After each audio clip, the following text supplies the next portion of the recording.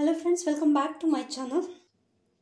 ಅಂತಿಮ BA ಸಮಾಜಶಾಸ್ತ್ರ ಸಾಮಾಜಿಕ ಚಿಂತನೆಯ ಆಚಾರ್ಯರು ಅಂತ ಹೇಳಿ ಇಲ್ಲಿ ಪಠ್ಯವನ್ನು ನಮಗೆ ಇಟ್ಟಿದ್ದಾರೆ. ಇದು ಬಂದ್ಬಿಟ್ಟು ನಮಗೆ ಕೋರ್ಸ್ 5ನ ಪಠ್ಯ ಪುಸ್ತಕ ಆಗಿರುತ್ತೆ. ನಾವಿಲ್ಲಿ ಮೊದಲಿಗೆ ಪಠ್ಯ ಪುಸ್ತಕವನ್ನು ಓಪನ್ ಮಾಡಿದ್ರೆ ಇದರಲ್ಲಿ ಇಂಡೆಕ್ಸ್ ಲೀಸ್ಟ್ ಇರುತ್ತೆ, ಯಾವುದೆಲ್ಲ ಪಠ್ಯಗಳು ನಮಗೆ ಕೊಟ್ಟಿದ್ದಾರೆ ಅಂತ ಹೇಳಿ.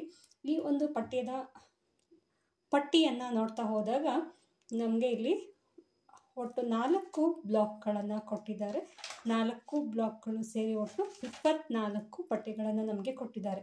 ಇದರಲ್ಲಿ ನಮಗೆ ಕಂಪ್ಲೀಟಾಗಿ ಸಮಾಜಶಾಸ್ತ್ರಜ್ಞರ ಕುರಿತಾದಂತಹ ವಿಚಾರಗಳೇ ಹೆಚ್ಚಾಗಿ ಇರೋದು.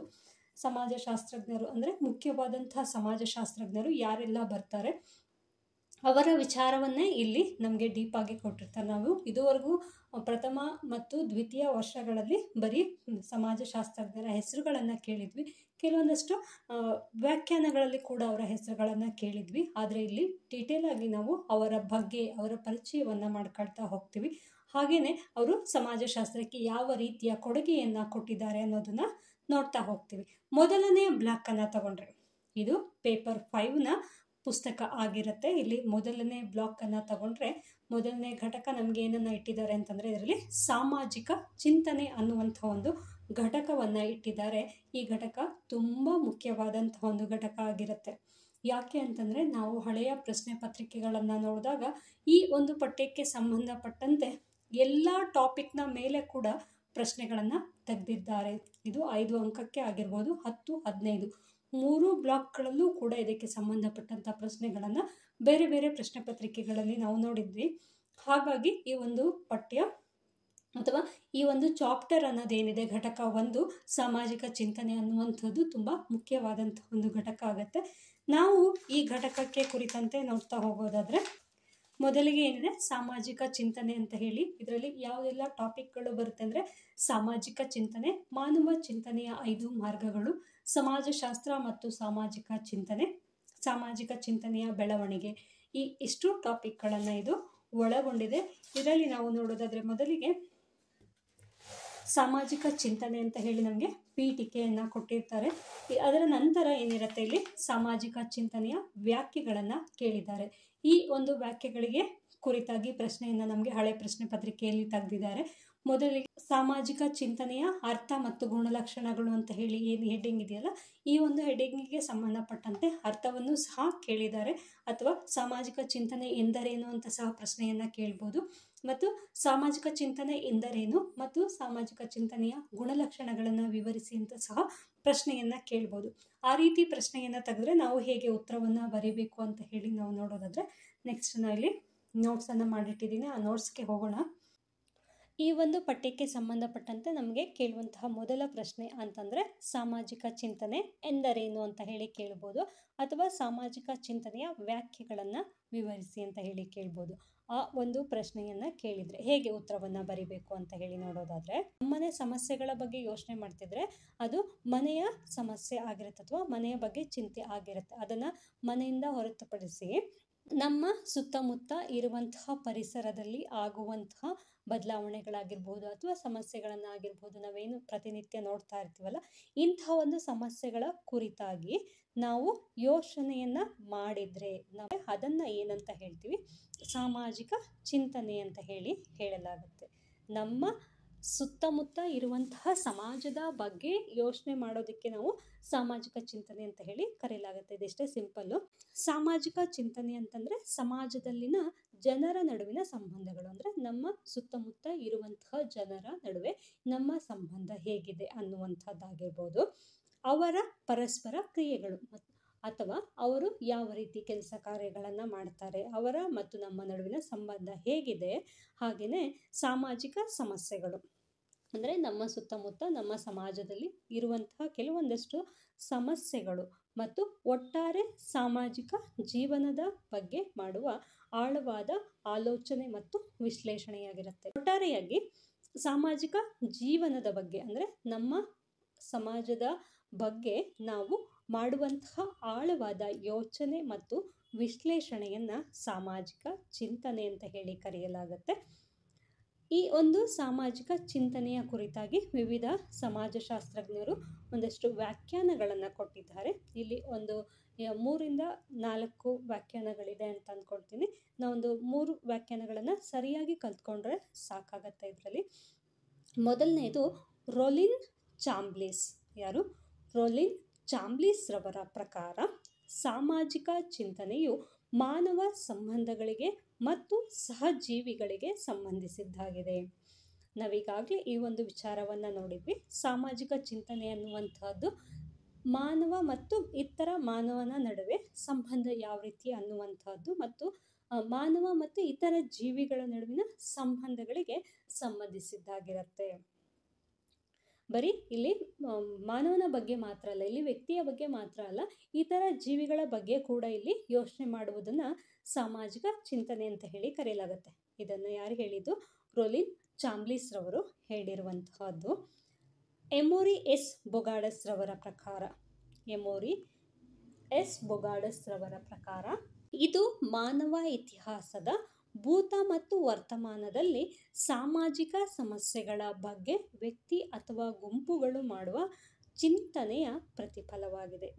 ಅಂದರೆ ಮಾನವ ಏನಿದಾನಲ್ಲ, ವ್ಯಕ್ತಿ ಅನ್ನುವಂಥವನು ಇತಿಹಾಸದ ಭೂತ ಮತ್ತು ವರ್ತಮಾನದಲ್ಲಿ, ಅಂದರೆ ಇಲ್ಲಿ ಇತಿಹಾಸ ಅನ್ನೋದೇ ಭೂತಕಾಲ, ಈ ಒಂದು ಇತಿಹಾಸದ ಭೂತಕಾಲದಲ್ಲಿ ಏನೆಲ್ಲ ನಡೆದಿದೆ ಅನ್ನುವಂಥದ್ದಾಗಿರ್ಬೋದು ಮತ್ತು ವರ್ತಮಾನದಲ್ಲಿ ಅಂದರೆ ಮುಂಬರುವ ದಿನಗಳಲ್ಲಿ ಯಾವ ರೀತಿ ಸಮಸ್ಯೆಗಳು ಬರ್ಬೋದು ಅನ್ನುವಂತಹ ವಿಚಾರಗಳ ಬಗ್ಗೆ ಒಬ್ಬ ವ್ಯಕ್ತಿ ಇನ್ನೊಬ್ಬ ವ್ಯಕ್ತಿಯ ಜೊತೆ ಮಾತನಾಡುವಂತಹದ್ದಾಗಿರ್ಬೋದು ಅಥವಾ ವ್ಯಕ್ತಿಗಳು ಗುಂಪಿನಲ್ಲಿ ಕೂತ್ಕೊಂಡು ಮಾಡುವಂತಹ ಚಿಂತೆ ಏನಿರುತ್ತಲ್ಲ, ಆ ಒಂದು ಚಿಂತನೆಯ ಫಲವನ್ನು ಏನಂತ ಹೇಳಲಾಗುತ್ತೆ?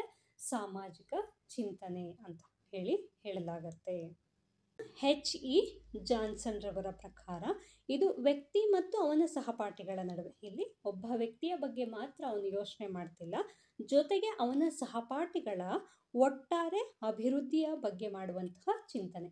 ಇಲ್ಲಿ ಒಟ್ಟಿನಲ್ಲಿ ಸಾಮಾಜಿಕ ಚಿಂತನೆ ಅಂದರೆ ನಮ್ಮ ಬಗ್ಗೆ ಮಾತ್ರ ಯೋಚನೆ ಮಾಡೋದನ್ನು ಬಿಟ್ಟು ನಮ್ಮಿಂದ ಅಥವಾ ನಮಗೆ ಸಂಬಂಧಪಟ್ಟಿರೋರಾಗಿರ್ಬೋದು ಅಥವಾ ಸಂಬಂಧ ಪಡದೇ ಇರೋರಾಗಿರ್ಬೋದು, ನಮ್ಮ ಸುತ್ತಮುತ್ತ ಯಾರೆಲ್ಲ ವಾಸ ಮಾಡ್ತಾರೆ ಅವರ ಸಮಸ್ಯೆಗಳನ್ನು ಕುರಿತು ನಾವು ಯೋಚನೆ ಮಾಡೋದನ್ನು, ಅಥವಾ ನಮ್ಮ ಸಮಾಜದಲ್ಲಿ ಆಗುವಂಥ ರಾಜಕೀಯ ಆಗಿರ್ಬೋದು ಅಥವಾ ಇತರ ಯಾವುದೇ ರೀತಿಯಾದಂತಹ ಸಮಸ್ಯೆಗಳ ಬಗ್ಗೆ ನಾವು ಯೋಚನೆ ಮಾಡೋದನ್ನು ಏನಂತ ಹೇಳ್ತೀವಿ? ಸಾಮಾಜಿಕ ಚಿಂತನೆ ಅಂತ ಹೇಳಲಾಗತ್ತೆ. ಇನ್ನು ನೆಕ್ಸ್ಟ್ ವಿಲಿಯಂ ಡಿ ಸ್ಕಾಟ್ ರವರ ಪ್ರಕಾರ ಇದು ಸಮಾಜ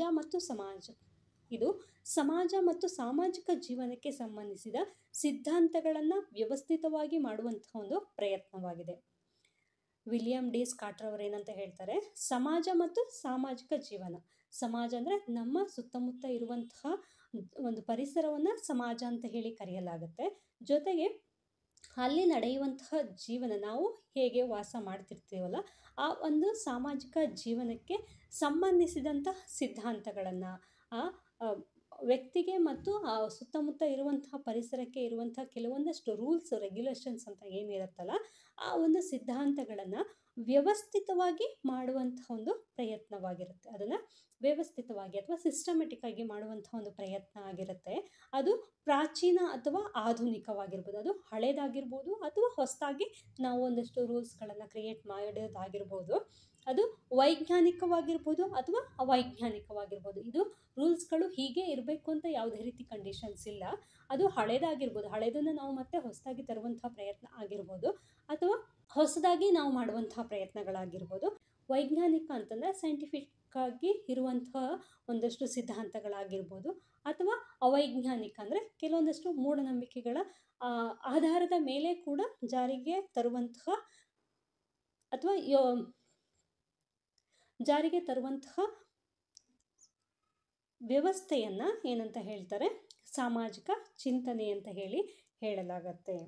ಒಟ್ಟಿನಲ್ಲಿ ಸಂಕ್ಷಿಪ್ತವಾಗಿ ಹೇಳಬೇಕು ಅಂದರೆ ಸಾಮಾಜಿಕ ಚಿಂತನೆ ಅನ್ನುವಂಥದ್ದು ಸಾಮಾಜಿಕ ಸಮಸ್ಯೆಗಳನ್ನು ಅರ್ಥ ಮಾಡಿಕೊಳ್ಳಲು, ಅಂದರೆ ನಮ್ಮ ಸುತ್ತಮುತ್ತ ಇರುವಂತಹ ಸಮಸ್ಯೆಗಳೇನಿರುತ್ತಲ್ಲ ಆ ಸಮಸ್ಯೆಗಳನ್ನು ಅರ್ಥ ಮಾಡಿಕೊಳ್ಳೋದಕ್ಕೆ ಮತ್ತು ಅದನ್ನು ಪರಿಹಾರ ಮಾಡೋದಕ್ಕೆ, ಯಾವ ರೀತಿ ಅದನ್ನು ಪರಿಹಾರವನ್ನು ಮಾಡ್ಬೋದು ಅನ್ನುವಂಥ ಚಿಂತೆ ಮಾಡೋದಕ್ಕೆ ನಾವೇನಂತ ಹೇಳ್ತೀವಿ ಅಥವಾ ಚಿಂತನಾ ಪ್ರಕ್ರಿಯೆಯನ್ನು ಏನಂತ ಹೇಳ್ತೀವಿ? ಸಾಮಾಜಿಕ ಚಿಂತನೆ ಅಂತ ಹೇಳಲಾಗುತ್ತೆ. ಇಷ್ಟೇ ಇದು ನಮ್ಮ ಸುತ್ತಮುತ್ತ ಇರುವಂತಹ ಸಮಸ್ಯೆಗಳನ್ನು, ಈಗ ನಾವು ಒಂದು ಏರಿಯಾದಲ್ಲಿ ವಾಸ ಮಾಡ್ತಾ ಇದ್ದೀವಿ ಅಂತಂದರೆ ಆ ಏರಿಯಾಕ್ಕೆ ಸಂಬಂಧಪಟ್ಟಂತೆ ಯಾವುದಾದ್ರೂ ಒಂದಷ್ಟು ಸಮಸ್ಯೆಗಳಿರ್ಬೋದು. ಈಗ ಒಂದು ಹಳ್ಳಿಯನ್ನೇ ತೆಗೆದುಕೊಳ್ಳಿ, ಆ ಹಳ್ಳಿಗೆ ಏನಿರುತ್ತೆ, ಒಂದು ರಸ್ತೆ ಸೌಲಭ್ಯ ಇರೋದಿಲ್ಲ, ಹಾಸ್ಪಿಟಲ್ಗಳ ಒಂದು ಸೌಲಭ್ಯ ಇರೋದಿಲ್ಲ, ಹಾಗೆಯೇ ಅಲ್ಲಿ ಬೇಕಾದಂತಹ ಮೂಲಭೂತ ಸೌಕರ್ಯಗಳು ಇರೋದಿಲ್ಲ. ಆ ಒಂದು ವಿಚಾರವನ್ನು ಯಾರೋ ಮಾಡ್ತಾರೆ ಅಂತ ಹೇಳಿ ನಾವು ಕಾಯ್ಕೊಂಡು ಕೂತ್ಕೊಳ್ಳೋದಕ್ಕಿಂತ ನಾವುಗಳೇ ಮುಂದುವರೆದು ನಾವು ಈ ರೀತಿಯ ಒಂದು ಸಮಸ್ಯೆಗೆ ಪರಿಹಾರವನ್ನು ಮಾಡಬಹುದು ಅಂತ ಹೇಳಿ ಯೋಚನೆಯನ್ನು ಮಾಡಿ ಆ ಒಂದು ಸಮಸ್ಯೆಗೆ ಪರಿಹಾರವನ್ನು ಹುಡ್ಕೋದಾಗ್ಬೋದು, ಅಥವಾ ಯಾರು ಅದಕ್ಕೆ ಸಂಬಂಧಪಟ್ಟಂತಹ ವ್ಯಕ್ತಿಗಳಿರ್ತಾರಲ್ವ ಅವರಿಗೆ ಈ ರೀತಿಯ ಒಂದು ಸಮಸ್ಯೆ ಇದೆ ನಮ್ಮಲ್ಲಿ, ಅದಕ್ಕೆ ನಾವು ಈ ಥರ ಒಂದು ಪರಿಹಾರವನ್ನು ಮಾಡ್ಬೋದು ಅನ್ನುವಂತಹ ಒಂದಷ್ಟು ಐಡಿಯಾಗಳನ್ನು ಕೊಡೋದಾಗಿರುತ್ತಲ್ಲ, ಇಂತಹದ್ದನ್ನು ಏನಂತ ಹೇಳ್ತೀವಿ, ಸಾಮಾಜಿಕ ಚಿಂತನೆ ಅಂತ ಹೇಳಲಾಗುತ್ತೆ. ಇದನ್ನು ಸಾಮಾಜಿಕ ಚಿಂತನೆ ಯಾರು ಬೇಕಾದರೂ ಮಾಡ್ಬೋದು.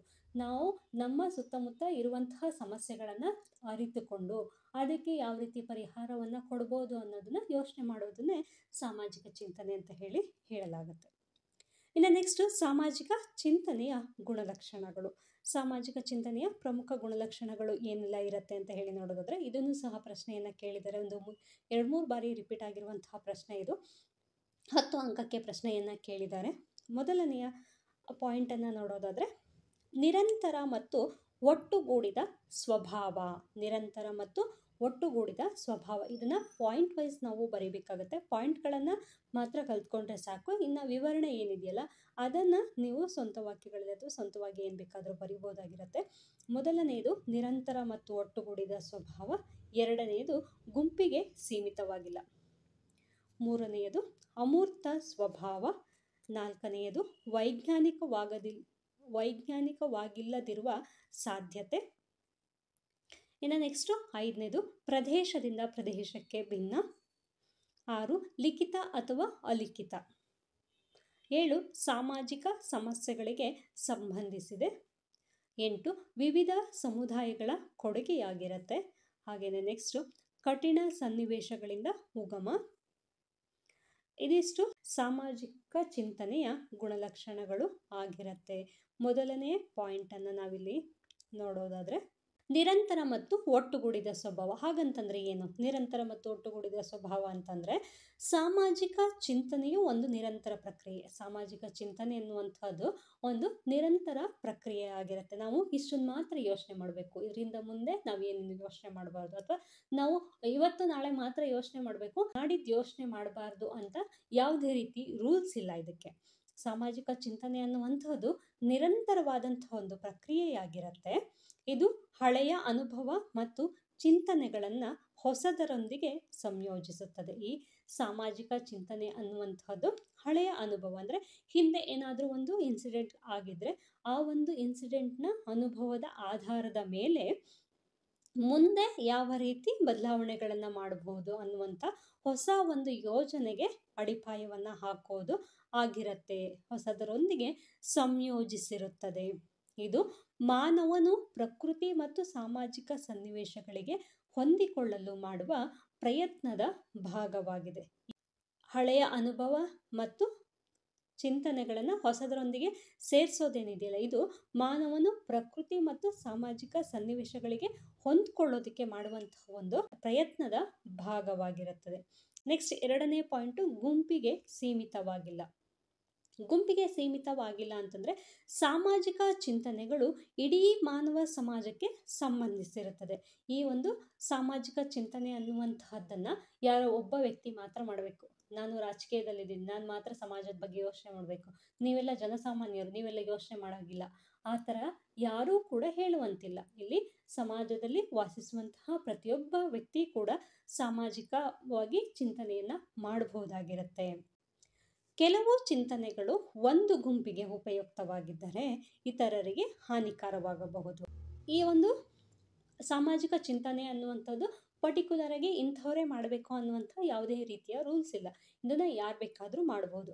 ಆದರೆ ಎಲ್ಲರೂ ಚಿಂತೆ ಮಾಡೋದ್ರಿಂದ ಏನಾಗುತ್ತೆ, ಅದು ಕೆಲವೊಬ್ಬರಿಗೆ ಉಪಕಾರ ಆಗ್ಬೋದು ಅಥವಾ ಉಪಯೋಗ ಆಗ್ಬೋದು, ಇನ್ನು ಕೆಲವರಿಗೆ ಅದು ಉಪಯೋಗ ಆಗದೇ ಇರ್ಬೋದು, ಅಥವಾ ಅದರಿಂದ ಹಾನಿ ಕೂಡ ಅಥವಾ ಏನಾದರೂ ಪ್ರಾಬ್ಲಮ್ಸ್ ಕೂಡ ಆಗಬಹುದು.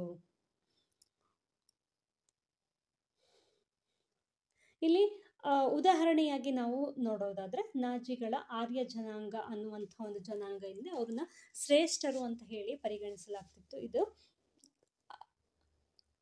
ಕನಿಷ್ಠರು ಅಂತ ಅನಿಸ್ಕೊಂಡವ್ರಿಗೆ ತುಂಬ ಸಮಸ್ಯೆಯನ್ನು ತಂದು ಕೊಡ್ತಾ ಇತ್ತು ಅಥವಾ ತುಂಬ ಸಮಸ್ಯೆ ಒದಗಿಸ್ತಾ ಇತ್ತು ಅಂತ ಹೇಳ್ಬೋದಾಗಿರುತ್ತೆ. ಇನ್ನು ಅಮೂರ್ತ ಸ್ವಭಾವ. ಅಮೂರ್ತ ಸ್ವಭಾವ ಅಂದರೆ ಸಾಮಾಜಿಕ ಚಿಂತನೆಯು ಪ್ರಾಯೋಗಿಕ ಜ್ಞಾನಕ್ಕಿಂತ ಹೆಚ್ಚಾಗಿ ತತ್ವಶಾಸ್ತ್ರದ ಆಧಾರದ ಮೇಲೆ ಪ್ರಾಪಂಚಿಕ ವಿಷಯಗಳನ್ನು ಅರ್ಥ ಮಾಡಿಕೊಳ್ಳಲು ಪ್ರಯತ್ನಿಸುತ್ತದೆ.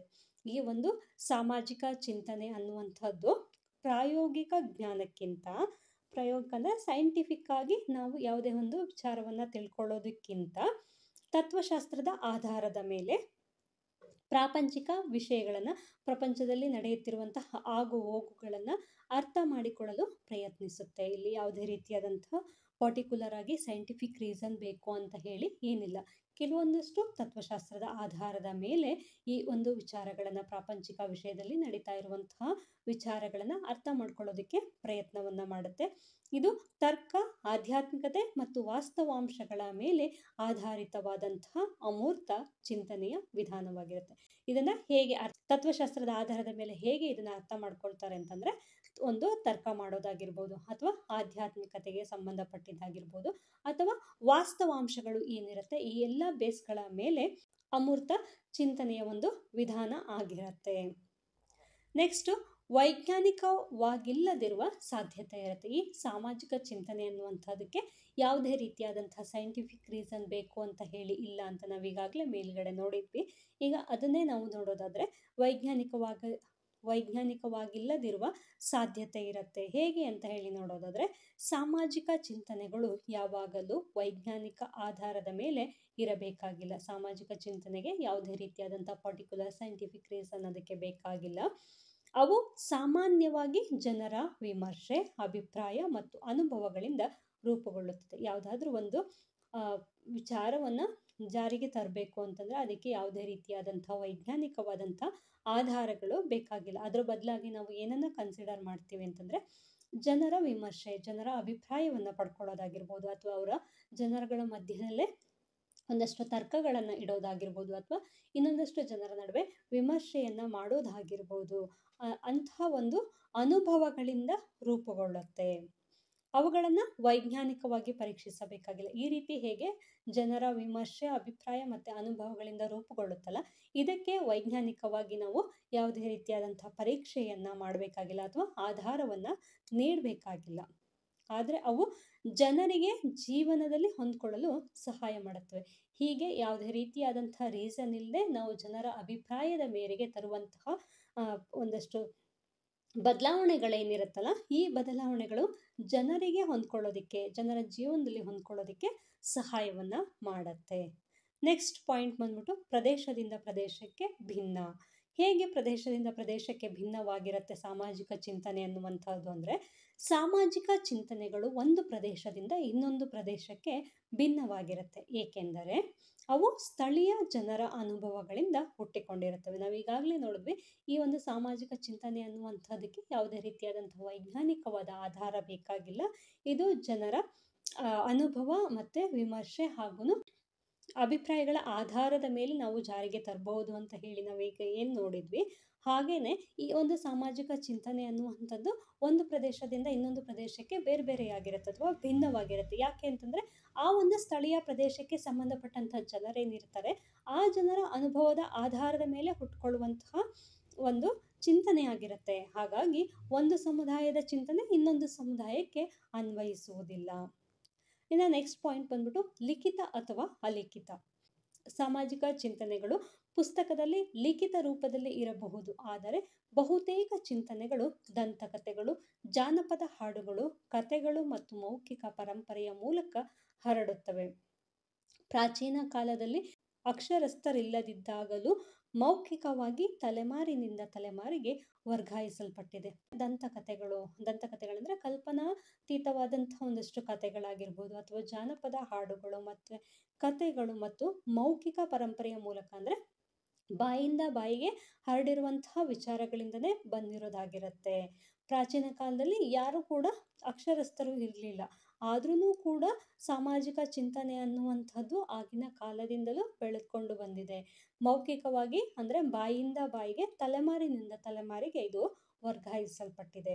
ನೆಕ್ಸ್ಟ್ ಪಾಯಿಂಟ್ ಬಂದ್ಬಿಟ್ಟು ಸಾಮಾಜಿಕ ಸಮಸ್ಯೆಗಳಿಗೆ ಸಂಬಂಧಿಸಿದೆ. ಈ ಸಾಮಾಜಿಕ ಚಿಂತನೆ ಅನ್ನುವಂಥದ್ದು ಯಾವುದೇ ಒಬ್ಬ ವ್ಯಕ್ತಿಯ ಒಂದು ಸಮಸ್ಯೆಯ ಬಗ್ಗೆ ಇದು ಯೋಚನೆಯನ್ನ ಮಾಡುವುದಿಲ್ಲ. ಇದು ಸಾಮಾಜಿಕ ಸಮಸ್ಯೆಗಳಿಗೆ ಅಂದರೆ ಒಟ್ಟಾರೆಯಾಗಿ ಸಮಾಜದಲ್ಲಿ ಕಂಡುಬರುವಂತಹ ಸಮಸ್ಯೆಗಳಿಗೆ ಸಂಬಂಧಿಸಿದ್ದಾಗಿರುತ್ತೆ.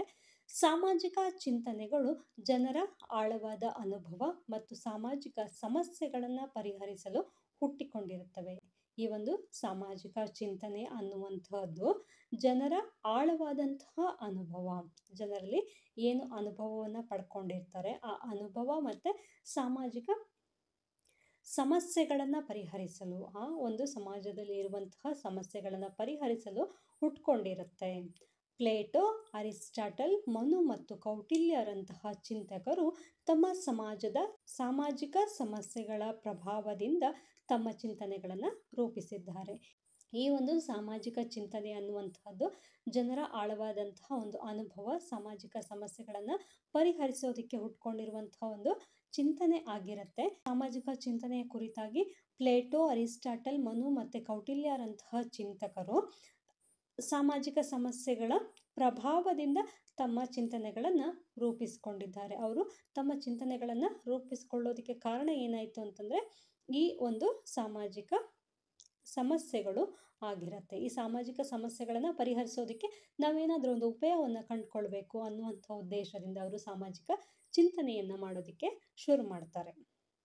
ನೆಕ್ಸ್ಟ್, ವಿವಿಧ ಸಮುದಾಯಗಳ ಕೊಡುಗೆ. ಯಾವುದೇ ಒಂದು ಸಮುದಾಯ ಮಾತ್ರ ಸಾಮಾಜಿಕ ಚಿಂತನೆಗೆ ಕೊಡುಗೆಯನ್ನು ನೀಡಿಲ್ಲ. ಈ ಒಂದು ಸಾಮಾಜಿಕ ಚಿಂತನೆ ಅನ್ನೋದಕ್ಕೆ ಯಾವುದೋ ಒಂದು ಪರ್ಟಿಕ್ಯುಲರ್ ಆಗಿರುವಂತಹ ಒಂದು ಸಮುದಾಯ ಅನ್ನುವಂಥದ್ದು ಕೊಡುಗೆಯನ್ನು ನೀಡಿಲ್ಲ. ಪ್ರಪಂಚಾದ್ಯಂತ ವಿವಿಧ ದೇಶಗಳು, ಧರ್ಮಗಳು ಮತ್ತು ಸಮುದಾಯಗಳು ಸಾಮಾಜಿಕ ಚಿಂತನೆಯ ಬೆಳವಣಿಗೆಗೆ ಕಾರಣರಾಗಿದ್ದಾರೆ. ಇಲ್ಲಿ ಸಾಮಾಜಿಕ ಚಿಂತನೆ ಅನ್ನೋದಕ್ಕೆ ಯಾರೋ ಒಬ್ಬ ವ್ಯಕ್ತಿ ಅಥವಾ ಒಂದು ಸಮುದಾಯಕ್ಕೆ ಸಂಬಂಧಪಟ್ಟವ್ರು ಮಾತ್ರ ಯೋಚನೆಯನ್ನು ಮಾಡ್ತಿಲ್ಲ. ಜೊತೆಗೆ ಯಾರು ಮಾಡ್ತಾ ಇದ್ದಾರೆ ಅಂತಂದರೆ ಪ್ರಪಂಚದಾದ್ಯಂತ ಎಲ್ಲ ದೇಶಗಳು, ಅಂದರೆ ಬೇರೆ ಬೇರೆ ದೇಶಗಳು, ಧರ್ಮಗಳು, ಸಮುದಾಯಗಳು ಈ ಒಂದು ಸಾಮಾಜಿಕ ಚಿಂತನೆಗೆ ಅಥವಾ ಸಾಮಾಜಿಕ ಚಿಂತನೆ ಬೆಳವಣಿಗೆ ಆಗೋದಕ್ಕೆ ಕಾರಣಕರ್ತರು ಆಗಿದ್ದಾರೆ. ಉದಾಹರಣೆಗೆ ಹೇಳಬೇಕು ಅಂತಂದರೆ ಗ್ರಾಮೀಣ ಸಮುದಾಯಗಳು ಗ್ರಾಮದ ಅಭಿವೃದ್ಧಿಯ ಬಗ್ಗೆ ಯೋಚನೆಯನ್ನು ಮಾಡ್ತವೆ. ಪರಿಶಿಷ್ಟ ಪಂಗಡಗಳು ಅವರ ಜಾತಿಯ ಅಭಿವೃದ್ಧಿಯ ಬಗ್ಗೆ ಯೋಚನೆಯನ್ನು ಮಾಡುತ್ತೆ. ಹೀಗೆ ಒಂದು ಸಮುದಾಯ ಮಾತ್ರ ಈ ಒಂದು ಸಾಮಾಜಿಕ ಚಿಂತನೆಗೆ ಕೊಡುಗೆಯನ್ನು ನೀಡಿಲ್ಲ. ಒಟ್ಟಿನಲ್ಲಿ ಅನೇಕ ಜನರು, ಅಂದರೆ ಪ್ರಪಂಚಾದ್ಯಂತ ಎಲ್ಲರೂ ಕೂಡ ಈ ಒಂದು ಸಾಮಾಜಿಕ ಚಿಂತನೆ ಅನ್ನೋದಕ್ಕೆ ಕೊಡುಗೆಯನ್ನು ನೀಡಿದ್ದಾರೆ ಅಂತ ಹೇಳ್ಬೋದಾಗುತ್ತೆ.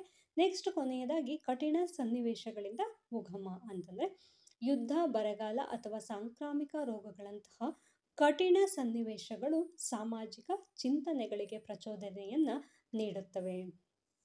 ಸಾಮಾಜಿಕ ಚಿಂತನೆ ಅನ್ನೋದು ಹೆಚ್ಚಾಗಿ ಎಂಥ ಸಂದರ್ಭದಲ್ಲಿ ಹುಟ್ಕೊಳ್ಳುತ್ತೆ ಅಂತಂದರೆ ಈ ಒಂದು ದೇಶದಲ್ಲಿ ಯುದ್ಧ ಉಂಟಾದಾಗ ಅಥವಾ ಬರಗಾಲ, ಸಾಂಕ್ರಾಮಿಕ ರೋಗಗಳು, ಈ ಥರ ಎಲ್ಲ ಸಮಸ್ಯೆಗಳೇನಾದರೂ ಕಠಿಣ ಸನ್ನಿವೇಶಗಳಂದರೆ ಕ್ರಿಟಿಕಲ್ ಸಿಚುವೇಶನ್ಸ್ ಅಂತ ಹೇಳಿ ಏನಾದರೂ ಬಂದರೆ ಅಂತಹ ಸಂದರ್ಭಗಳಲ್ಲಿ ಈ ಒಂದು ಸಾಮಾಜಿಕ ಚಿಂತನೆ ಅನ್ನುವಂಥದ್ದು ಹುಟ್ಕೊಳ್ಳುತ್ತೆ. ಪ್ರತಿಯೊಬ್ಬ ವ್ಯಕ್ತಿನೂ ಕೂಡ ಇಂಥ ಒಂದು ಸಮಸ್ಯೆಗಳ ಬಗ್ಗೆ ಯೋಚನೆ ಮಾಡೋದಾಗಲಿ, ಅದರ ಬಗ್ಗೆ ಮಾತಾಡೋದಾಗಲಿ ಮಾಡ್ತಾನೆ. ಜನರು ಜೀವನದಲ್ಲಿ ಅತೃಪ್ತಿ ಮತ್ತು ಅಸಂತೋಷವನ್ನು ಅನುಭವಿಸಿದಾಗ ಸಮಸ್ಯೆಗಳನ್ನು ಪರಿಹರಿಸಲು ಹೊಸ ಚಿಂತನೆಗಳು ಹುಟ್ಟಿಕೊಳ್ಳುತ್ತವೆ. ಈಗ ಯಾವುದಾದ್ರೂ ಒಂದು ಪ್ರದೇಶಕ್ಕೆ ಪರ್ಟಿಕ್ಯುಲರ್ ಆಗಿ ಇಂಥದೇ ಒಂದು ಪ್ರದೇಶ ಅಂತಲ್ಲ, ಯಾವುದಾದ್ರೂ ಒಂದು ಪ್ರದೇಶಕ್ಕೆ ಏನೋ ಒಂದು ಸಮಸ್ಯೆ ಆಯಿತು ಅಂತಂದರೆ, ಅಂದರೆ ನಾವೀಗ ಎಕ್ಸಾಂಪಲ್ ಕೊಡಬೇಕು ಅಂದರೆ ಈಗ ಒಂದು ಕೋವಿಡ್ ಸಿಚುವೇಶನ್ ಅಂತ ಹೇಳಿ ಬಂದಾಗ ಅಲ್ಲಿ ಪ್ರತಿಯೊಬ್ಬ ವ್ಯಕ್ತಿನೂ ಕೂಡ ಸಮಾಜದ ಬಗ್ಗೆ ಯೋಚನೆಯನ್ನು ಮಾಡೋದಕ್ಕೆ ಶುರು ಮಾಡ್ತಾರೆ. ಅಂಥ ಒಂದು ಕ್ರಿಟಿಕಲ್ ಆಗಿರುವಂತಹ ಸಮಸ್ಯೆಗಳು ಬಂದಾಗ ಎಲ್ಲರೂ ಕೂಡ ಏನು ಮಾಡ್ತಾರೆ, ಸಮಾಜದ ಬಗ್ಗೆ ಚಿಂತನೆಯನ್ನು ಮಾಡೋದಕ್ಕೆ ಶುರು ಮಾಡ್ತಾರೆ.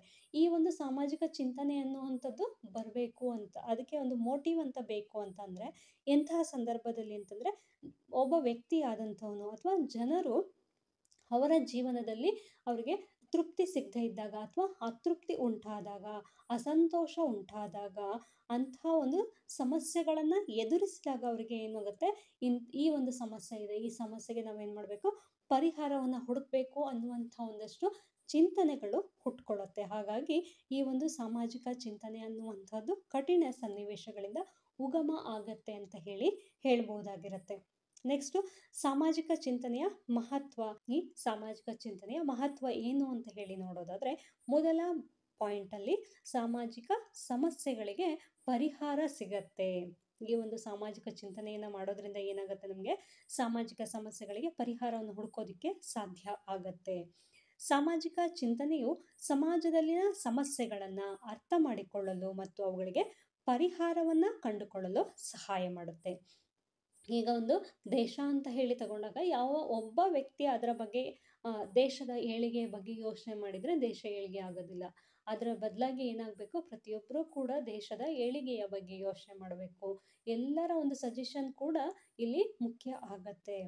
ಈ ಎಲ್ಲರೂ ಕೂಡ ತಮ್ಮದೇ ಆದಂತಹ ರೀತಿಯಲ್ಲಿ ಯೋಚನೆ ಮಾಡಿದಾಗ ಇದಕ್ಕೆ ನಿಜವಾಗಿಯೂ ನಾವು ಒಂದು ಒಳ್ಳೆಯ ಪರಿಹಾರವನ್ನ ಕಂಡುಕೊಳ್ಳೋದಕ್ಕೆ ಸಾಧ್ಯ ಆಗತ್ತೆ. ಹಾಗಾಗಿ ಸಮಾಜದ ಸಮಸ್ಯೆಗಳನ್ನ ಪರಿಹಾರವನ್ನ ಮಾಡೋದಕ್ಕೆ ಇದು ಸಹಾಯವನ್ನ ಮಾಡುತ್ತೆ. ಮುಖ್ಯವಾಗಿ ಯುದ್ಧ, ಬರಗಾಲ, ಸಾಂಕ್ರಾಮಿಕ ರೋಗ ಅಥವಾ ಜನರ ಅಸಂತೋಷದಂತಹ ಕಠಿಣ ಪರಿಸ್ಥಿತಿಗಳು ಎದುರಾದಾಗ ಜನರು ಈ ಸಮಸ್ಯೆಗಳನ್ನ ನಿವಾರಿಸಲು ಹೊಸ ಚಿಂತನೆಗಳನ್ನ ರೂಪಿಸ್ತಾರೆ. ಯಾವಾಗಲೇ ಆಗಲಿ ಒಬ್ಬ ವ್ಯಕ್ತಿ ಆದವನು ಒಂದು ಸಮಸ್ಯೆಗೆ ಪರಿಹಾರವನ್ನ ತುಂಬ ಸೀರಿಯಸ್ ಆಗಿ ಯಾವಾಗ ಯೋಚನೆ ಮಾಡ್ತಾನೆ ಅಂತಂದ್ರೆ ಅವನ ಬುಡಕ್ಕೆ ಬಂದಾಗ ಅವನೇನು ಮಾಡಕ್ಕೆ ಶುರು ಮಾಡ್ತಾನೆ, ಅದ್ರ ಬಗ್ಗೆ ತುಂಬ ಸೀರಿಯಸ್ ಆಗಿ ಯೋಚನೆ ಮಾಡ್ತಾನೆ. ಇಲ್ಲ ಅಂತಂದರೆ ಅವರಿಗಲ್ವಾ ನೋಡ್ಕೊಳ್ಳೋಣ ಬಿಡು ನಮಗಾದಾಗ, ಆ ರೀತಿ ಯೋಚನೆ ಮಾಡುವಂತಹ ಒಂದಷ್ಟು ಸಂದರ್ಭ ಇರುತ್ತೆ. ಆದರೆ ಯಾವಾಗ ನಮಗೆ ಅಂತಹ ಒಂದು ಸಂದರ್ಭ ಬರುತ್ತಲ್ವ, ಅಂತಹ ಒಂದು ಕಷ್ಟ ಆಗಿರ್ಬೋದು, ನೋವಾಗಿರ್ಬೋದು, ಇನ್ನೊಂದೇನೇ ಆಗಿರ್ಬೋದು, ಅಂಥ ಸಂದರ್ಭದಲ್ಲಿ ನಾವೇನು ಮಾಡ್ತೀವಿ, ಸೀರಿಯಸ್ ಆಗಿ ಅಂತಹ ಒಂದು ವಿಚಾರದ ಬಗ್ಗೆ ಯೋಚನೆ ಮಾಡೋದಕ್ಕೆ ಶುರು ಮಾಡ್ತೀವಿ. ಹಾಗಾಗಿ ಇಲ್ಲೂ ಸಹ ಎಲ್ಲ ಸಮಸ್ಯೆಗಳೇನು ಬರುತ್ತಲ್ಲ ನಮ್ಮ ದೇಶದ ಅಥವಾ ನಮ್ಮ ಸಮಾಜದಲ್ಲಿ ಅಂತಲೇ ಇಟ್ಕೊಳ್ಳೋಣ, ಅಲ್ಲಿ ಬಂದಂತಹ ಸಮಸ್ಯೆಗಳನ್ನು ಪರಿಹರಿಸೋದಕ್ಕೋಸ್ಕರ ನಾವು ಅವಾಗ ಏನು ಮಾಡ್ತೀವಿ, ಹೊಸ ಹೊಸ ಯೋಚನೆಗಳನ್ನು ಮಾಡ್ತೀವಿ. ಈ ಸಮಸ್ಯೆಗೆ ಈ ರೀತಿ ಒಂದು ಪರಿಹಾರವನ್ನು ಹುಡುಕ್ಬೋದು, ಅಥವಾ ನಾವು ಹೀಗೆ ಮಾಡಿದ್ರೆ ಈ ಸಮಸ್ಯೆಗೆ ಪರಿಹಾರ ಸಿಗತ್ತೆ ಅಂತ ನಾವೇನು ಯೋಚನೆ ಮಾಡ್ತೀವಲ್ವ, ಇಂಥ ಒಂದು ಯೋಚನೆ ಮಾಡೋದಕ್ಕೆ ಅಂತ ಒಂದು ಕಠಿಣ ಪರಿಸ್ಥಿತಿ ಎದುರಾಗಬೇಕಾಗತ್ತೆ. ಅಂಥ ಪರಿಸ್ಥಿತಿ ಎದುರಾದಾಗ ನಾವೇನು ಮಾಡ್ತೀವಿ, ಅದಕ್ಕೆ ಒಂದು ಪರಿಹಾರವನ್ನ ಹುಡುಕುತ್ತೀವಿ. ಅರಿಸ್ಟಾಟಲ್, ಪ್ಲೇಟೋ, ಮನು ಮತ್ತು ಕೌಟಿಲ್ಯರಂತಹ ಚಿಂತಕರು ತಮ್ಮ ಕಾಲದ ಸಾಮಾಜಿಕ ಸಮಸ್ಯೆಗಳಿಗೆ ಪ್ರತಿಕ್ರಿಯೆಯಾಗಿ ತಮ್ಮ ವಿಚಾರಗಳನ್ನು ನೀಡಿದ್ದಾರೆ. ಇಲ್ಲಿ ನೋಡಬೇಕು ಅಂತಂದ್ರೆ ಸಮಾಜಶಾಸ್ತ್ರಜ್ಞರಂತಹ ಪ್ಲೇಟೋ, ಅರಿಸ್ಟಾಟಲ್, ಮನು ಮತ್ತು ಕೌಟಿಲ್ಯ ಇವರೆಲ್ಲ ಏನು ತತ್ವಜ್ಞಾನಿಗಳೇನಿದಾರಲ್ಲ, ಇವರೆಲ್ಲರೂ ಕೂಡ ಸಮಸ್ಯೆಗಳು ಎದುರಾದಾಗ ಆ ಸಮಸ್ಯೆಗೆ ಪ್ರತಿಕ್ರಿಯೆಯಾಗಿ ತಮ್ಮ ವಿಚಾರಗಳನ್ನು, ವಾದಗಳನ್ನು ಇಲ್ಲಿ ಮಂಡಿಸಿದ್ದಾರೆ. ನೆಕ್ಸ್ಟ್, ಎರಡನೆಯ ಪಾಯಿಂಟನ್ನು ನೋಡೋದಾದ್ರೆ, ಸಮಾಜದ ನಿರಂತರ ಪ್ರಗತಿಗೆ ಸಹಾಯವಾಗುತ್ತೆ. ಹೇಗೆ ಸಹಾಯ ಆಗುತ್ತೆ ಅಂತ ನೋಡೋದಾದ್ರೆ, ಸಾಮಾಜಿಕ ಚಿಂತನೆಯು ನಿರಂತರ ಮತ್ತು ಒಟ್ಟುಗೂಡಿದ ಪ್ರಕ್ರಿಯೆಯಾಗಿದೆ. ಸಾಮಾಜಿಕ ಚಿಂತನೆ ಅನ್ನುವಂಥದ್ದು ಒಂದು ನಿರಂತರ ಪ್ರಕ್ರಿಯೆಯಾಗಿರುತ್ತೆ ಮತ್ತು ಒಟ್ಟುಗೂಡಿದ ಪ್ರಕ್ರಿಯೆಯಾಗಿರುತ್ತೆ. ಇಲ್ಲಿ ಯಾರೋ ಒಬ್ಬ ವ್ಯಕ್ತಿಯ ಒಂದು ಪ್ರಕ್ರಿಯೆ ಅಲ್ಲ, ಇದು ಒಟ್ಟಾಗಿ ಇರುವಂತಹ ಒಂದು ಪ್ರಕ್ರಿಯೆಯಾಗಿರುತ್ತೆ. ಇದು ಹಳೆಯ ಚಿಂತನೆಗಳ ಆಧಾರದ ಮೇಲೆ ಹೊಸ ವಿಚಾರಗಳನ್ನು ಸಂಯೋಜಿಸುತ್ತದೆ. ಈ ಒಂದು ಸಾಮಾಜಿಕ ಪ್ರಕ್ರಿಯೆಯ ಮಹತ್ವ ಏನು ಅಂತಂದರೆ, ಹಳೆಯ ಚಿಂತನೆಗಳೇನಿರುತ್ತೆ ಅಥವಾ ಹಳೆಯ ವಿಚಾರಗಳ ಆಧಾರದ ಮೇಲೆ ಅಥವಾ ಕೆಲವೊಂದಷ್ಟು ಅನುಭವದ ಆಧಾರದ ಮೇಲೆ ಹೊಸ ವಿಚಾರಗಳನ್ನು ಸಂಯೋಜನೆಯನ್ನು ಮಾಡಲಾಗುತ್ತೆ. ಇದರಿಂದ ಸಮಾಜವು ಕಾಲಕ್ಕೆ ತಕ್ಕಂತೆ ಬದಲಾಗಲು ಮತ್ತು ಪ್ರಗತಿ ಸಾಧಿಸಲು ಸಾಧ್ಯವಾಗುತ್ತದೆ. ಈ ರೀತಿ ಹಳೆ ವಿಚಾರಗಳನ್ನು ಇಟ್ಕೊಂಡು ಇನ್ನೊಂದು ರೀತಿ ಮಾಡಿಫೈಡ್ ಮಾಡುವಂತಹ ಒಂದು ಯೋಚನೆ ಏನಿರುತ್ತಲ್ಲ, ಇದು ಕಾಲಕ್ಕೆ ತಕ್ಕಂತೆ ಬದಲಾವಣೆಯನ್ನು ಕೂಡ ಸೂಚಿಸುತ್ತೆ. ಮಾನವನು ಪ್ರಕೃತಿ ಮತ್ತು ಸಾಮಾಜಿಕ ಸನ್ನಿವೇಶಗಳಿಗೆ ಹೊಂದಿಕೊಳ್ಳಲು ಈ ಚಿಂತನಾ ಪ್ರಕ್ರಿಯೆ ಅವಶ್ಯಕವಾಗಿದೆ. ಈ ಒಂದು ಸಾಮಾಜಿಕ ಚಿಂತನೆ ಅನ್ನುವಂಥದ್ದು ಮಾನವ ಪ್ರಕೃತಿ ಮತ್ತು ಸಾಮಾಜಿಕ ಸನ್ನಿವೇಶಗಳಿಗೆ ಹೊಂದ್ಕೊಳ್ಳೋದಕ್ಕೆ ಈ ಒಂದು ಚಿಂತನಾ ಪ್ರಕ್ರಿಯೆ ಅವಶ್ಯಕವಾಗಿರುತ್ತೆ. ಇನ್ನು ನೆಕ್ಸ್ಟ್ ಪಾಯಿಂಟನ್ನು ನೋಡೋದಾದ್ರೆ, ಜ್ಞಾನ ಮತ್ತು ಸಂಸ್ಕೃತಿಯ ಹರಡುವಿಕೆ. ಸಾಮಾಜಿಕ ಚಿಂತನೆಗಳು ಕೇವಲ ಲಿಖಿತ ರೂಪದಲ್ಲಿ ಮಾತ್ರವಲ್ಲದೆ ದಂತಕಥೆಗಳು, ಜಾನಪದ ಹಾಡು ಮತ್ತು ಮೌಖಿಕ ಕಥೆಗಳ ಮೂಲಕವೂ ಹರಡುತ್ತದೆ. ಈ ಒಂದು ಸಾಮಾಜಿಕ ಚಿಂತನೆ ಅನ್ನುವಂಥದ್ದು ಕೇವಲ ಲಿಖಿತ ರೂಪದಲ್ಲಿ ಅಂದರೆ ಬರವಣಿಗೆ ರೂಪದಲ್ಲಿ ಮಾತ್ರ ಅಲ್ಲ, ದಂತಕಥೆಗಳು ಅಂದರೆ ಕಟ್ಟುಕಥೆಗಳಾಗಿರ್ಬೋದು, ಜಾನಪದ ಹಾಡುಗಳಾಗಿರ್ಬೋದು, ಮೌಖಿಕ ಕಥೆಗಳಂದರೆ ಬಾಯಿಂದ ಬಾಯಿಗೆ ಹರಿದು ಬಂದಿರುವಂತಹ ಕಥೆಗಳ ಮೂಲಕ ಕೂಡ ಹರಡುತ್ತೆ. ಇದು ಜ್ಞಾನ ಮತ್ತು ಸಂಸ್ಕೃತಿಯನ್ನು ಒಂದು ತಲೆಮಾರಿನಿಂದ ಇನ್ನೊಂದು ತಲೆಮಾರಿಗೆ ವರ್ಗಾಯಿಸಲು ಸಹಾಯವನ್ನ ಮಾಡುತ್ತದೆ. ಪ್ರಾಚೀನ ಭಾರತದಲ್ಲಿ ಅಕ್ಷರಾಭ್ಯಾಸವಿಲ್ಲದಿದ್ದಾಗಲೂ ಈ ಮೌಖಿಕ ಸಂಪ್ರದಾಯವು ಚಿಂತನೆಗಳನ್ನು ಜೀವಂತವಾಗಿ ಇಟ್ಟಿದೆ. ಇನ್ನು ನೆಕ್ಸ್ಟ್ 4th ಪಾಯಿಂಟ್ ಅನ್ನ ನೋಡೋದಾದ್ರೆ, ವಿವಿಧ ಸಮುದಾಯಗಳ ಕೊಡುಗೆಯನ್ನ ಪ್ರತಿಬಿಂಬಿಸುವುದು. ಯಾವ ರೀತಿ ಕೊಡುಗೆಯನ್ನ ಕೊಟ್ಟಿದ್ದಾರೆ ಬೇರೆ ಬೇರೆ ಸಮುದಾಯಗಳು ಅಂತಂದ್ರೆ, ಸಾಮಾಜಿಕ ಚಿಂತನೆಯು ಯಾವುದೇ ಒಂದು ಸಮಾಜಕ್ಕೆ ಸೀಮಿತವಾಗಿಲ್ಲ. ಈ ಒಂದು ಸಾಮಾಜಿಕ ಚಿಂತನೆ ಅನ್ನುವಂಥದ್ದು ಯಾವುದೇ ಒಂದು ಸಮಾಜಕ್ಕೆ ಅಥವಾ ಸಮುದಾಯಕ್ಕೆ ಸೀಮಿತವಾಗಿಲ್ಲ. ಬದಲಿಗೆ ಏನಾಗಿರ್ತಿದ್ದು, ಪ್ರಪಂಚಾದ್ಯಂತ ಮತ್ತು ಇತಿಹಾಸದ ವಿವಿಧ ಹಂತಗಳಲ್ಲಿ ವಿವಿಧ ಸಮುದಾಯಗಳು, ಧರ್ಮಗಳು ಮತ್ತು ಗುಂಪುಗಳ ಕೊಡುಗೆಯನ್ನು ಒಳಗೊಂಡಿದೆ. ಇದು ಮಾನವ ಸಮಾಜದ ವೈವಿಧ್ಯಮಯ ಅನುಭವಗಳು ಮತ್ತು ದೃಷ್ಟಿಕೋನಗಳನ್ನು ಪ್ರತಿಬಿಂಬಿಸುತ್ತದೆ.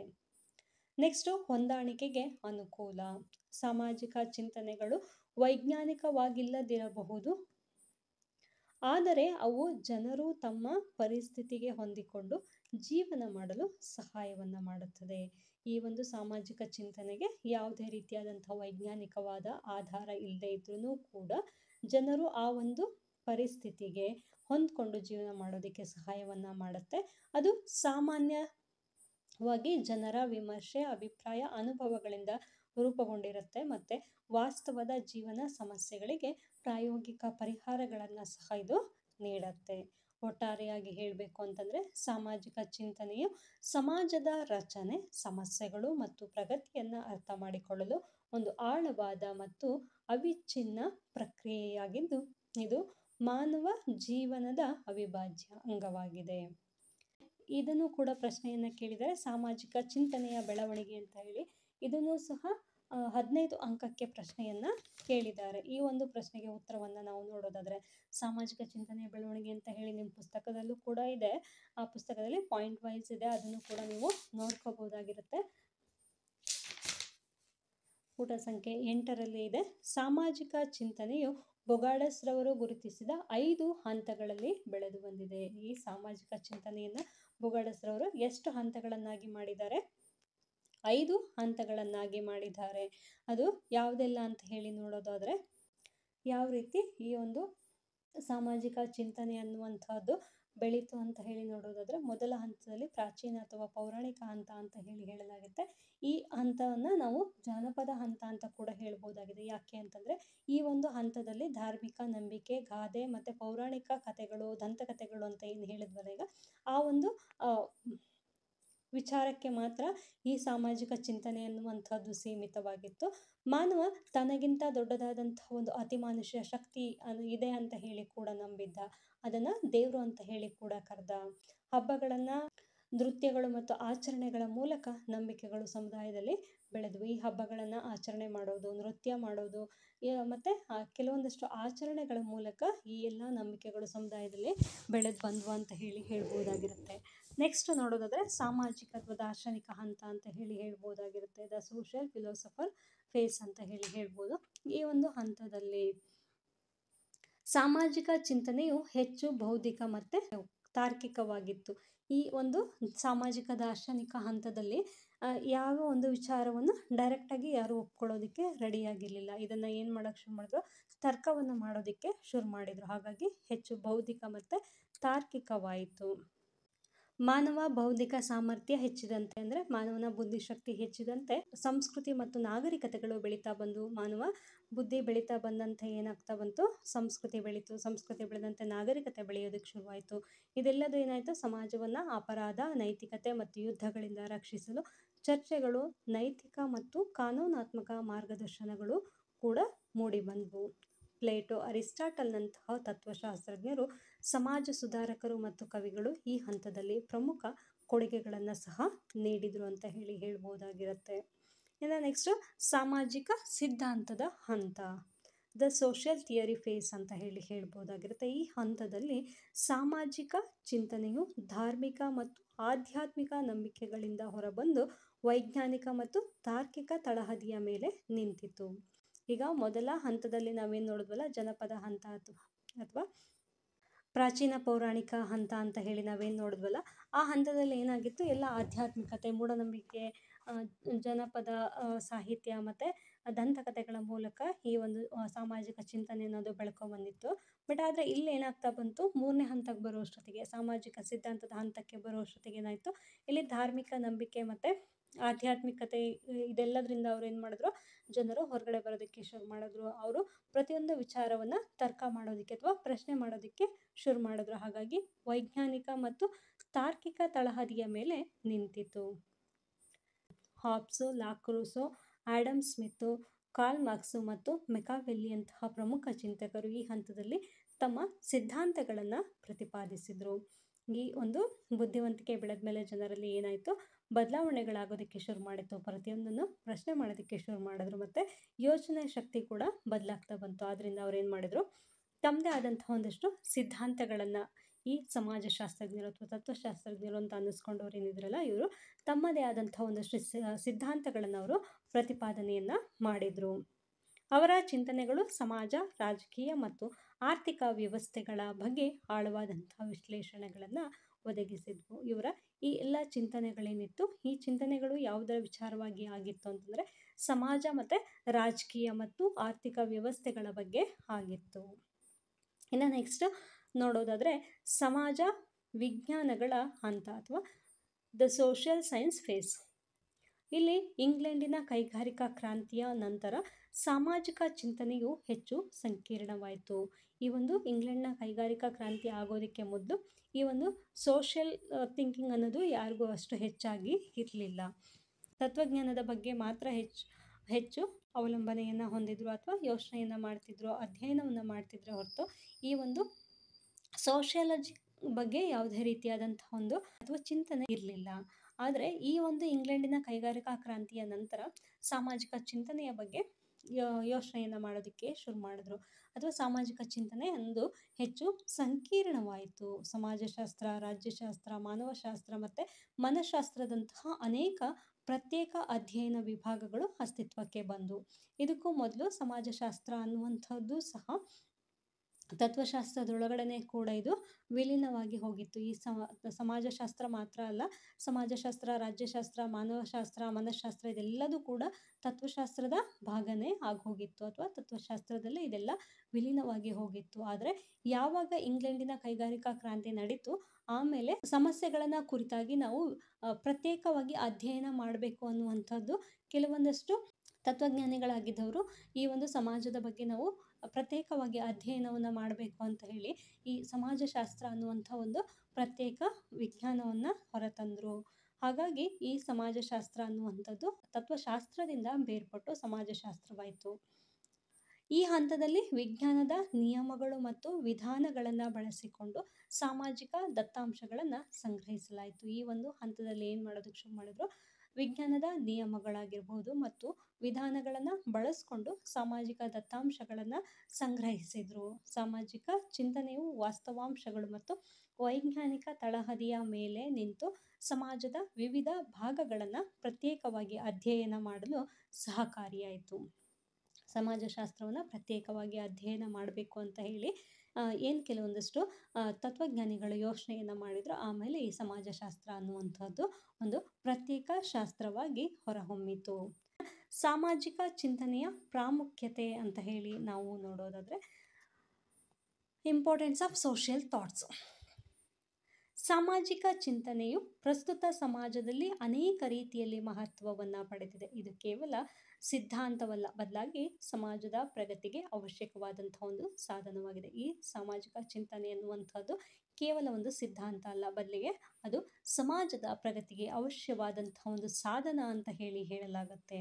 ಸಾಮಾಜಿಕ ಸಮಸ್ಯೆಗಳನ್ನು ನಿವಾರಿಸುವುದು, ಸಾಮಾಜಿಕ ಸಮಸ್ಯೆಗಳನ್ನು ಯಾವ ರೀತಿ ನಾವು ಬದಲಾಯಿಸಬೇಕು ಅಥವಾ ಈ ಸಮಾಜದಲ್ಲಿ ಇರುವಂತಹ ಸಮಸ್ಯೆಗಳನ್ನು ಹೇಗೆ ನಿವಾರಿಸಬೇಕು ಅನ್ನುವಂಥದ್ದನ್ನ ಈ ಒಂದು ಸಾಮಾಜಿಕ ಚಿಂತನೆ ಕೆಲಸವನ್ನು ಮಾಡುತ್ತೆ.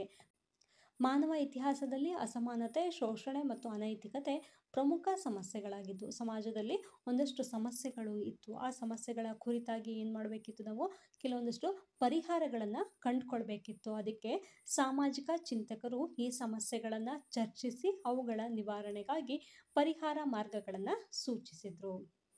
ಅವರ ಚಿಂತನೆಗಳು ಹೊಸ ಆಲೋಚನೆಗಳು ಮತ್ತು ಸಿದ್ಧಾಂತಗಳಿಗೆ ದಾರಿಯನ್ನು ಮಾಡಿಕೊಟ್ವು.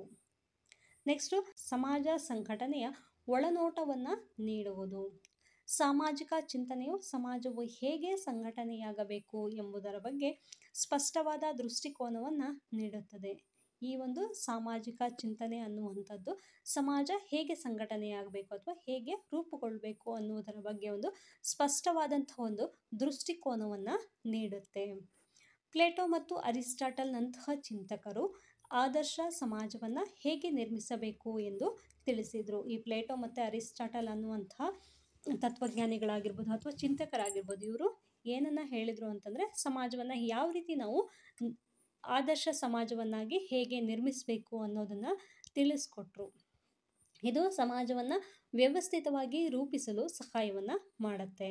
ನೆಕ್ಸ್ಟು ಸಮಾಜಕ್ಕೆ ಹೊಸ ಚೈತನ್ಯವನ್ನು ತುಂಬುವುದು. ನೆಕ್ಸ್ಟ್ ಪ್ರಾಮುಖ್ಯತೆ ಏನು ಅಂತಂದರೆ ಸಾಮಾಜಿಕ ಚಿಂತಕರು ಸಮಾಜದ ನ್ಯೂನ್ಯತೆಗಳನ್ನು ಗುರುತಿಸಿ ಅವುಗಳನ್ನು ಸರಿಪಡಿಸಲು ತಮ್ಮ ಆಲೋಚನೆಗಳನ್ನು ಹಂಚಿಕೊಡುತ್ತಾರೆ. ಈ ಒಂದು ಸಮಾಜದಲ್ಲಿ ಇರುವಂತಹ ಕೆಲವೊಂದಷ್ಟು ಸಮಸ್ಯೆಗಳನ್ನು ಗುರುತಿಸಿ ಆ ಸಮಸ್ಯೆಗಳನ್ನು ಪರಿಹಾರವನ್ನು ಮಾಡೋದಕ್ಕೆ ತಮ್ಮದೇ ಆದಂಥ ಆಲೋಚನೆಗಳನ್ನು ಹಂಚಿಕೊಳ್ತಾರೆ. ಇದರ ಪರಿಣಾಮವಾಗಿ ಏನಾಗುತ್ತೆ, ಸಮಾಜ ಸುಧಾರಣೆಗೊಂಡು ಹೊಸ ಚೈತನ್ಯವನ್ನು ಪಡೆಯುತ್ತೆ. ನೆಕ್ಸ್ಟ್ ಬಂದ್ಬಿಟ್ಟು ಆಡಳಿತಗಾರರಿಗೆ ಮಾರ್ಗದರ್ಶನವನ್ನು ನೀಡೋದು. ಈ ಒಂದು ಆಡಳಿತವನ್ನು ಮಾಡುವಂತಹ ವ್ಯಕ್ತಿಗಳೇನಿರ್ತಾರೆ ಅವರಿಗೆ ಮಾರ್ಗದರ್ಶನವನ್ನು ನೀಡೋದಾಗಿರುತ್ತೆ. ಸಾಮಾಜಿಕ ಚಿಂತಕರು ಆಡಳಿತಗಾರರು ಯಾವ ರೀತಿ ಆಳ್ವಿಕೆ ನಡೆಸಬೇಕು ಎಂಬುದರ ಬಗ್ಗೆ ಮಾರ್ಗದರ್ಶನವನ್ನು ನೀಡಿದ್ದಾರೆ.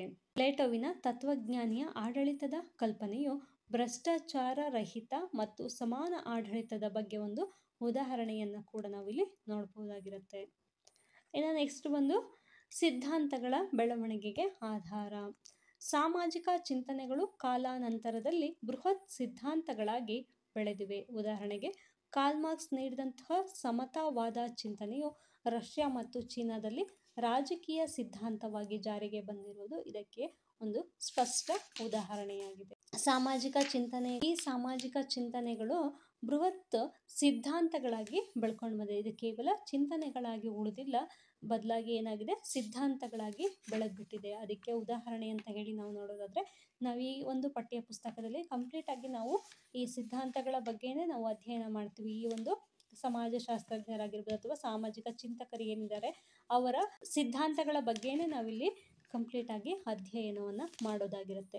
ಸಮತಾವಾದ ಚಿಂತನೆಯು ರಷ್ಯಾ ಮತ್ತು ಚೀನಾದಲ್ಲಿ ರಾಜಕೀಯ ಸಿದ್ಧಾಂತವಾಗಿ ಜಾರಿಗೆ ಬಂದಿರುವುದು ಇದಕ್ಕೆ ಒಂದು ಸ್ಪಷ್ಟ ಉದಾಹರಣೆಯಾಗಿದೆ. ಇದಿಷ್ಟು ಮೊದಲ ಪಠ್ಯಕ್ಕೆ ಸಂಬಂಧಪಟ್ಟಂತೆ ಮುಖ್ಯವಾದ ಟಾಪಿಕ್ಗಳಾಗಿರುತ್ತೆ. ನಾನೇನು ಇದುವರೆಗೂ ಟಾಪಿಕ್ಗಳನ್ನು ಹೇಳಿದ್ನಲ್ಲ, ಈ ಎಲ್ಲ ಟಾಪಿಕ್ಗಳು ನಮಗೆ ಹಳೆ ಪ್ರಶ್ನೆ ಪತ್ರಿಕೆಗಳಲ್ಲಿ ಕೇಳಿರುವಂತಹ ಪ್ರಶ್ನೆಗಳ ಆಧಾರದ ಮೇಲೆ ಹೇಳಿರುವಂತಹ ಟಾಪಿಕ್ಗಳಾಗಿರುತ್ತೆ. ಬ್ಲಾಕ್ 1ರ ಮೊದಲ ಘಟಕ ಕಂಪ್ಲೀಟ್ ಆಗಿದೆ, ಸಾಮಾಜಿಕ ಚಿಂತನೆ ಅನ್ನುವಂಥದ್ದು.